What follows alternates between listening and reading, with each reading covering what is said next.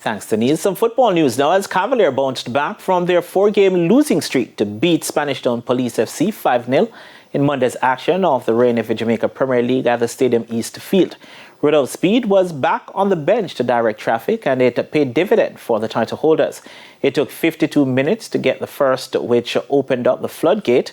Jerome McCleary got the opener.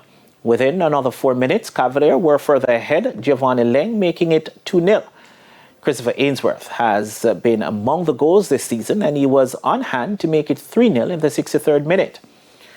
Substitute Chad James got in on the act to score the fourth goal of 5 minutes later. And another substitute, Damarley Williams, was on the field for 6 minutes when he rounded out the scoring with a minute left in the encounter. Coming to this game, it was one motive to get the 3 points and nothing less. It was the 3 points we needed. Well, we have a team for I think 2 weeks now, and this week's a short week, so we wouldn't have time to do a lot of physical work. But whenever we have time to do so, we continue to try and improve. They are not at their best yet.